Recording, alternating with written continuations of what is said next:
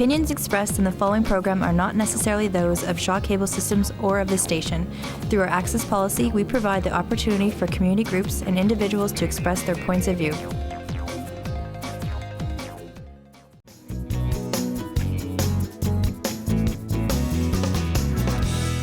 You are watching Lit Happens, Saskatchewan's showcase of the literary talent of the province.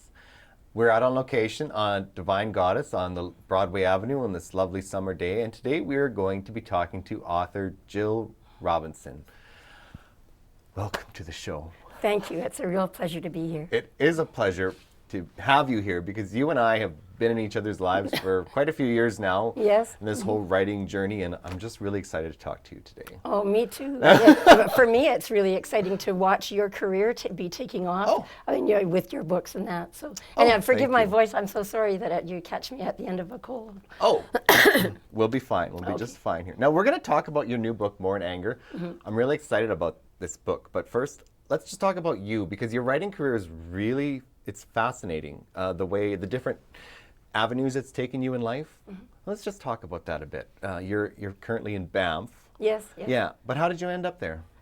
Well, I was living in Saskatoon, and the way I ended up in Saskatoon from Calgary was love brought me here. Yeah. And so I was here for about 17 or 18 years, and then my husband got a job at the Banff Centre, so we relocated 3 years ago. Yeah. Nice. Yeah. And now I can honestly say that I have read all your books. Thank you. It's not every author that's been on the show where I can say that, but I can in your case. So I appreciate that. And More in Anger is really your first novel. Yes. You branching out from your usual format of short stories. Tell me about that. Tell me what inspired you to do that, to write a novel and to stray away from what you normally did. Well, I got interested in about the time my son was born. Yeah. In 1995, I got very interested in family history, and I got really interested in heredity. Yeah. And my parents both died around then too, and so my sisters and I were going through their houses and sorting out their belongings and talking about who would inherit what, and I started thinking about things that are passed along, and I thought, well, some people inherit Aunt Lily's beautiful singing voice or Margaret's teapot or something like that, but other things that are less pleasant are sometimes passed along too, like anger. Yes. And so I thought about this in terms of my own family where there was quite a lot of anger. And I started exploring that because obviously I didn't want it to pass on to my son. And so I started writing about it, and I ended up with this 400-page monster. And gradually it was winnowed down until it became a kind of a narrative triptych of 3 panels of 3 women from 3 different generations, a woman and then her daughter and then her daughter. Yes.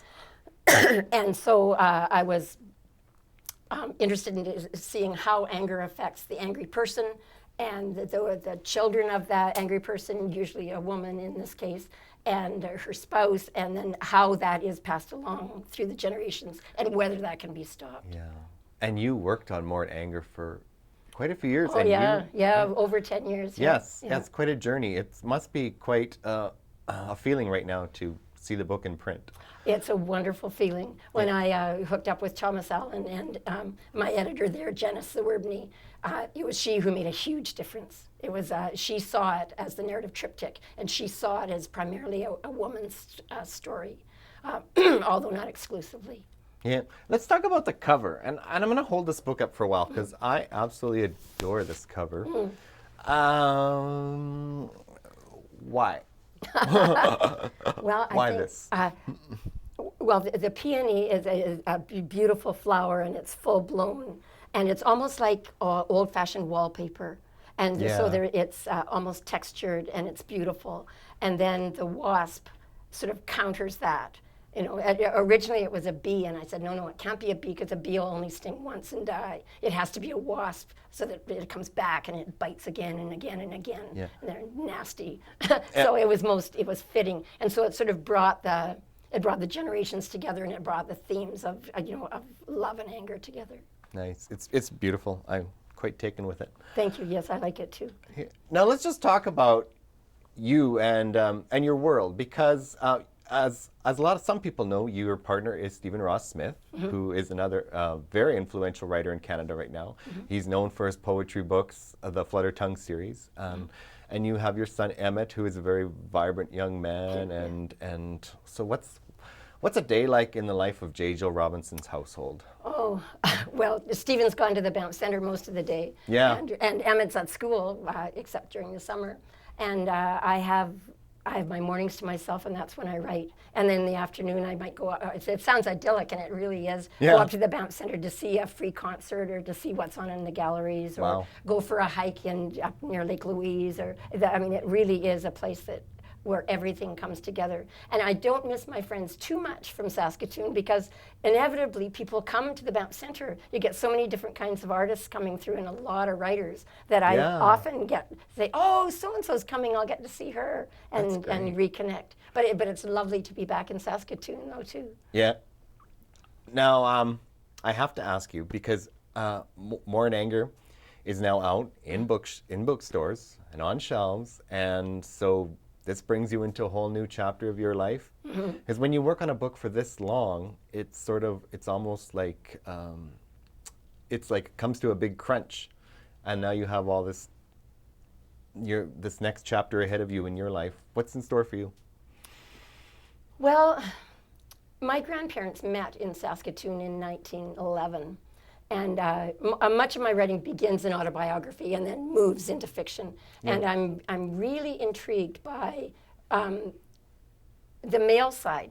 Kind of. I mean, it's not, it would be thematically the same, but as I cleared away material that I'd written to create this book, I cast aside a lot that had to do with the men. And I thought, I'd really like to explore that material more. And so my feeling is that that'll be my next project. Oh, yeah. That'll be great. Yeah. I'm anticipating that already. Well, I hope it works. Now we're running out of time, but where in Saskatchewan can viewers check out More in Anger? Oh, it's at McNally Robinson, Chapters Indigo. You can order it at Amazon. Yeah, it's widely available. That's awesome. The airport. Yeah. The airport is a great place to buy books. Well, I know we're out of time, but I just want to say that it was beautiful to have you here today. You mentored me years ago, and probably were one of the biggest influences in my becoming a published author. So well, thank you, and it's absolutely marvelous the work that you're doing for the writing community here. You're real energy and force for the community, and I think you're doing great stuff. Oh, thank you. Hey. Well, we're going to get you on again. All right, I'll be here. Yeah. My voice will be better. Yeah. Thanks for having me. You bet. That is all the time we have today for Lit Happens. If you enjoyed today's segment, you can see previous episodes on the Shaw TV website or on my website, www.westfunk.ca. And you can connect with us on Facebook, YouTube, and Twitter. So I will see you next time on Lit Happens.